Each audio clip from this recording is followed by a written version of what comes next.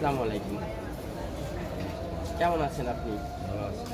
তো এই যে ঈদুল আজহা উপলক্ষে গরু কুরবানি দিছেন? না, কেন? আপনার তো অনেক টাকার মালিক। আপনাকে তো এখানে এমপি হারুন বলে ডাকে। অনেক টাকা আমার আমার এক টাকা ক্যাশ ক্যাবিলিটি নেই, ১ টাকা।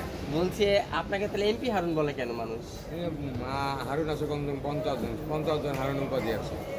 তখন ৫০ জন এমপি হারুন শুনতে আপনার অনেক ভালো লাগে না?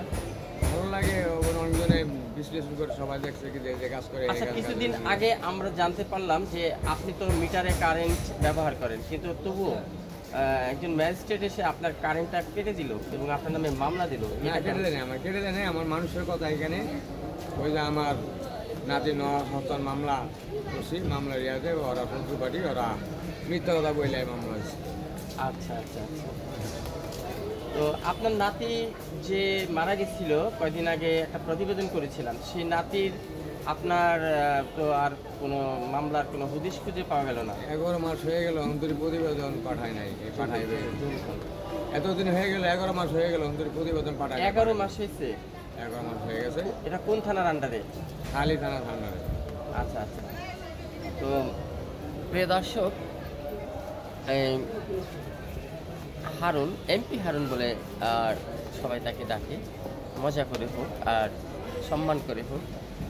যে এই ভদ্রলোক রূপনগর থানাধীন এলাকার রজনীগন্ধার পেছনে থাকে অনেকদিন ধরে, স্থায়ী স্টাইলে সরকারি জায়গাতে। তো ওনার নাতিটি মারা গেছে পানিতে পড়ে। ধারণা করা হয়েছে সাথে 4-5 বন্ধুর সাথে যে ওনার নাতিকে ধাক্কা দিয়ে পানিতে সাইন করে ফেলে দিয়েছে। তো মামলা হয়েছে, এখনো পর্যন্ত কোনো হদিশ হয়নি। প্রিয় দর্শক, আপনারা এর সাথে থাকবেন সব সময় এবং আইন শৃঙ্খলা বাহিনীকে অনুরোধ জানাচ্ছি, আমি সাংবাদিক শাহ আলম সম্রাট, যাতে করে এই মামলার হদিশ হয় এবং একটা সুন্দর সুরাহা হয়। শাহ আলম সম্রাট, রক্স টিভি, বাংলাদেশ, মিরপুর, রূপনগর থানাধীন এলাকা।